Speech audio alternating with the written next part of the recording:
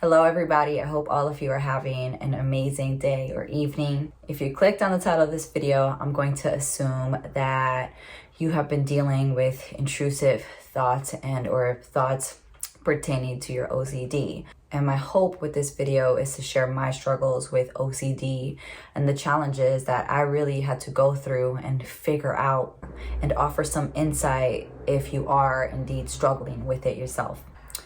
Recently, I came across this interview in which the person that was being interviewed stated something like, "Don't let your pain be in vain.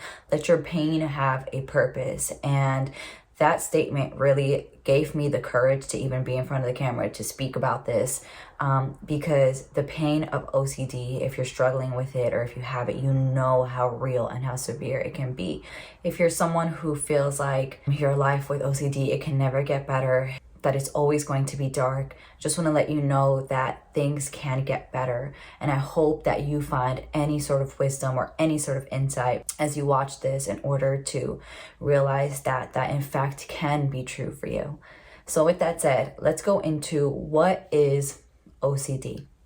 So OCD stands for Obsessive Compulsive Disorder, and it is the presence of persistent intrusive thoughts and or images that cause a lot of anxiety and a lot of fear. Some people try to suppress or neutralize these thoughts in order to get rid of them, only to realize that you can't really get rid of your obsessive thoughts in that way. Oftentimes there's a stereotype or generalization made about people with OCD. And I know that I also made these generalizations before I really became educated about it. And some of these generalizations are like, those people often tend to count specific things a numerous amount of times, or they tend to clean certain parts of their home, for example, a multiple amount of times. Now, while that might be true for some people, that doesn't really cover the wide array of aspects that are involved with this disorder. So the aspect that I actually struggled with was more of the mental compulsions aspect of it,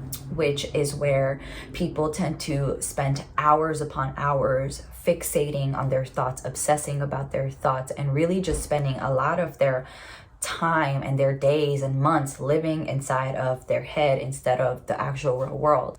Now, these thoughts can be extremely troubling and frustrating, because oftentimes people with OCD tend to think that their thoughts are in fact true, that their thoughts are in fact their beliefs, their character, their values, their identity, and so they begin to adopt their thoughts as their truth. It's almost this idea that if I think a certain way, then that in fact means that I am that way, or I'm capable of doing that thing that I originally thought. And because of this fixation on those thoughts, that often creates a ton of anxiety and fear, which creates this feedback loop. So it's kind of like we have this thought, which creates that anxiety and fear emotion, which then reinforces that thought, and so on and so forth, creating this feedback vicious loop of thoughts and anxiety. And in order to try to get rid of these thoughts, oftentimes this is where the compulsion game comes into play, which is this idea, and something that I 100% struggle with,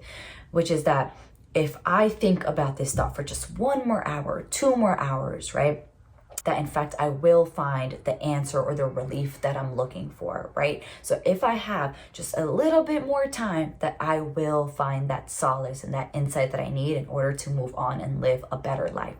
When in reality, the truth is that that answer, that relief, that truth, it never comes.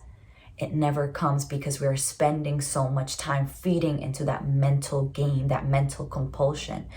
And so it's a really twisted game, and it really makes life difficult.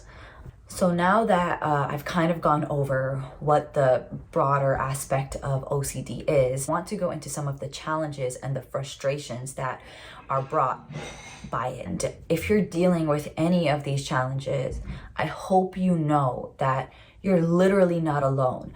A lot of the times, OCD likes to make people think that their situation is so unique, that they're the only human being in the world that is thinking these things, that is having these intrusive thoughts or images.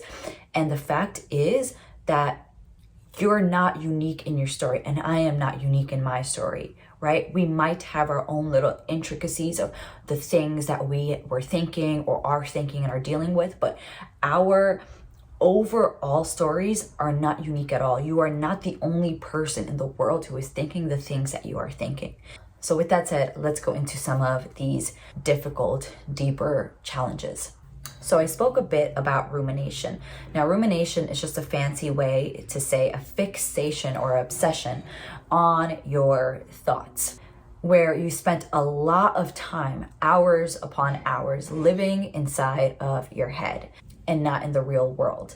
Now, this becomes problematic because oftentimes people with OCD think that they have to, in fact, live inside of their head, that they have to keep thinking about the thoughts that they're having, because if they don't, then they're going to miss out on finding an answer or relief to the obsessions, to the fears, to the anxieties, right? It goes back to the compulsion piece, that I have to think about this thought. I have to keep giving my energy to it because I will find relief, when we know, or maybe you don't know, the truth is that the relief will not come that way. Another major challenge is the idea of checking in.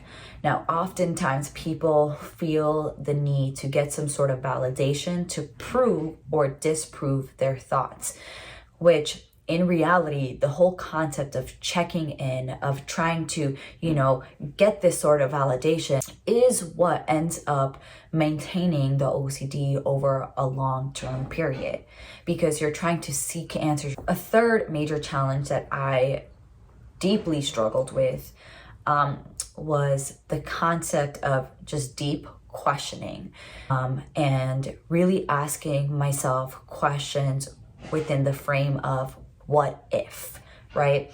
What if this happens? What if my thought is true? What if that means that I have to leave my family because of this? What if? And I would create millions of scenarios surrounding this what if question, or really so many different types of questions. And this questioning, this deep questioning, would lead into a spiral of anxiety, which is that feedback loop that I was talking about earlier, that I was having these thoughts, these questions, this deep thinking, which would then create the anxiety and the fear, and so on and so forth. Now, for a person without OCD, it's wonderful to ask questions, right? It's wonderful to be curious. I think every human being should be able to do that. But for someone with OCD, the deep questioning can become problematic, because instead of it being a reflective process or a introspective process, it begins to become dangerous, because you start to question your character, your beliefs, your identity, and so on and so forth. So it goes from being reflective to being kind of damaging. And a fourth, probably the most major challenge that I experienced, and is something that when I think about it, I almost can still viscerally feel it, was the concept of dissociation. And this became very problematic for me, because I think I was spending so much time, so many hours in my day living inside of my head, that when I tried to come into the real world or into the present moment, my mind and my body would go into like panic mode, because my mind was elsewhere and my body was elsewhere. I would start to become numb. I would start to panic. I would start to feel like a panic attack coming up. And it felt like I was living in the Matrix or something, that my reality wasn't in fact real. And this by far was one of the most terrifying feelings and symptoms of OCD for me, because it would happen anywhere at any time. So I would be, let's say, at a movie theater, and suddenly I would start to have those numbing feelings or those like weird kind of panicky sensations, because my mind was thinking about all those OCD thoughts and having all these intrusive images, and all these feelings would come up, and my body was kind of trying to regulate all of that, right? And so just a completely dysregulated, I guess, body, nervous system. And so that was really fearful, because I wasn't somebody who was socially anxious prior to this. And so now when I was going out and just being or trying to be present in the real world, I was dealing with so much social anxiety, it felt like, which I think I later realized was that dissociation piece. And so that was super, super difficult to deal with. Now, I want to go into how we can overcome these challenges and how, despite having so much difficulty and so much fear living inside of your heart, inside of your spirit, inside of your mind, that it really is possible to overcome it and to come out of this dark, disgusting, horrific tunnel and see some sort of light.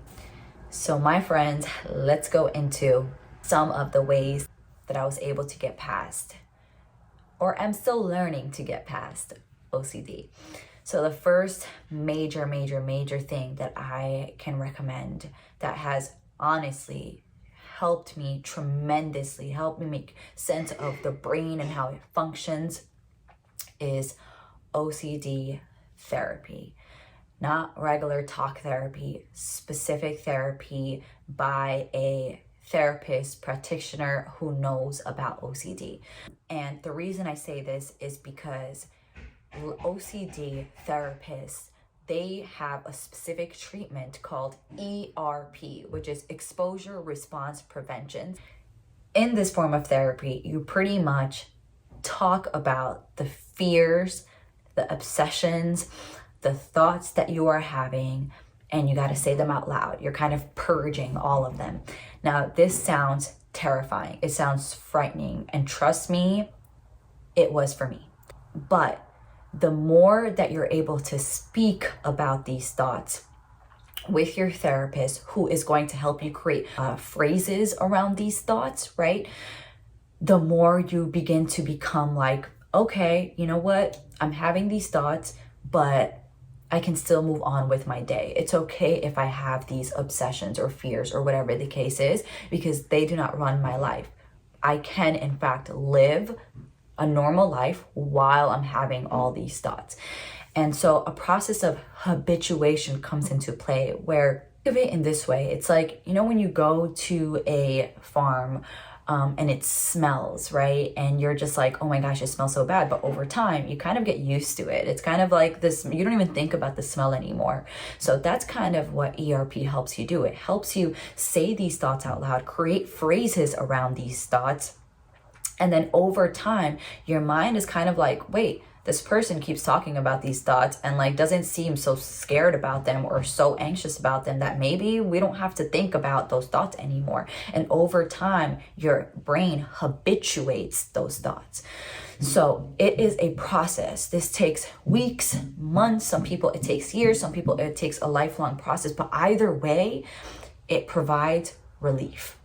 It lets you know that you can, in fact, live with the uncertainty, that you, in fact, can live with whatever thoughts that come up, good, bad, weird, scary, that you are not those thoughts. You are, in fact, the person having those thoughts. So you are even bigger than your thoughts. You're the conscious being having those thoughts. So if you've gone to regular talk therapy and you realize, oh my God, this does not work for me, and it's been horrific for you, I highly recommend seeing an OCD therapist. And I specifically use the NoCD platform. Second thing that has been life-changing for me was disrupting my thoughts. So anytime my OCD type thoughts would come up, I would literally say this out loud. F this, I'm not going down that path. F this, I'm not thinking about that right now. F this, I'm gonna go think about something else. And that something else didn't even have to be positive. It was just the concept of acknowledging the thought and then diverting your attention to something else, whatever that something else was. This was monumental for me when I learned that I can in fact acknowledge and then divert my attention to something else when I did feel those OCD thought patterns coming up. Man, it was a game changer.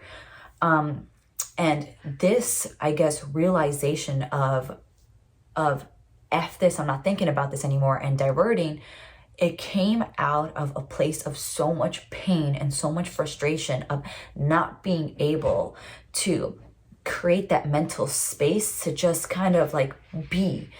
I think that I dealt with just so much pain living in my head that one day I just blurted out, F this. Like, I cannot do this anymore. And it's crazy because in that moment, I felt relief. Be it just a second long, I felt it. And then I realized, wait, if I keep acknowledging this thought and then diverting my attention to it, that I in fact can continue to prolong those seconds of peace that I was feeling until they're hours and days and months and so on and so forth. So that was amazing for me.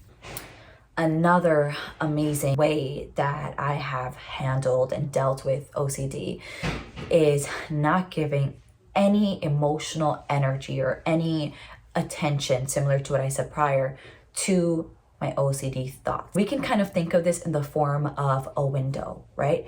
Any single time you open that window of your brain, of your OCD mind, the OCD thoughts come pouring in. They come spiraling in and they lead to that anxiety and that fear. But we gotta practice shutting that window, having it shut, having it closed, right? Not even entertaining it just a little, not even saying I wanna open the window just a little, even though your compulsions are going to make you want to open that window and are going to try to drag you and pull you into thinking about those thoughts, we're going to keep that window shut.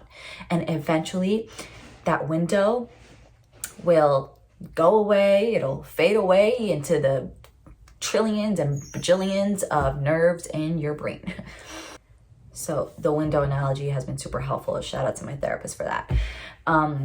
Another super helpful thing has been just acknowledging this simple fact that if it wasn't something that was bothering you, like if these thoughts weren't bothering you, then you would just accept them, right? It's like, okay, that's just what I thought, who cares? But because they're bothering you, it just shows you that they don't align with your character, that they don't align with your integrity, with your values, with your beliefs of who you are as a human being, with your identity, right? And so just having that perspective that these thoughts are bothering you because they're not who you are, it can sometimes free you from that questioning and that deep, troublesome feeling of like, maybe I am these things or maybe I am those thoughts. If it didn't bother you, then you would just simply accept it. But it does bother you, which is why it's being so troublesome to your heart and to your mind and to your spirit. Last but certainly not least, my friends, something so helpful, something that has been, I think, life-changing for a lot of the world is just being mindful, staying out of your head and actually living in the real world, because that is in fact the only thing that we have is our present moment, our present reality, right? Just focusing on the present moment allows you to create that much needed mental head space, because you go from here into here. And one thing that can help you become more present is just really grounding yourself with your 5 senses. You know, whether that means like touching yourself if you need to, touching the wall, touching your hair, seeing something really vividly and paying attention to it, right? Smelling certain smells. Using your 5 senses to really help you understand that this is in fact where you are. You do not need to be up here. You do not need to live in your head to find answers, to go in depth about something, to figure something out, to analyze something. Like F that, right? F that, because living in here is going to make you miss everything out here. And it's not going to help you create that much needed space to perhaps go back into your brain and say, you know what, I don't want to think this anymore. Or you know what, maybe I did have these thoughts and who cares? It is what it is. I mean, maybe I am a weirdo and that's okay. But focus on the things that are around you. Don't focus so much on all that is living inside of your head. And just understand that our brain is literally thousands, maybe millions of years old, and it just has so much of our culture, so much of our family, so much history, so much of social media's information in it that isn't even really our own. Now, those are some of my tips and strategies on how I'm working on dealing with OCD. Sometimes I feel like I've overcome it. Sometimes I feel like I don't, but that's the whole process, right? You may find yourself progressing and then one day you're like having those thoughts again and then you regress, right? But life is a dance. It's okay to progress and regress as long as you keep working on becoming better in any aspect. you are progressing. I know how traumatic OCD can be, and your mind becomes your worst enemy. You don't even need any critics in your life, because your mind is your biggest critic, and your mind is the biggest, scariest, horrific place that you can possibly be in. But just know that it's okay to have those struggles, and it's okay to progress in those struggles and then regress in those struggles. I have learned to live with the uncertainty of my thoughts. They may be true, they may not be true. I don't know, but I'm deciding that I want to live a life full of abundance that isn't stuck inside of my head. Thank you so much for watching this video. I truly appreciate you so much, and I hope that if you are struggling with this, that you find some sort of insight and some sort of solace and comfort in knowing that it's possible to get through it. So thank you so much. I hope all of you have a wonderful, amazing day or evening, and I will see you hopefully in the next one. Take care.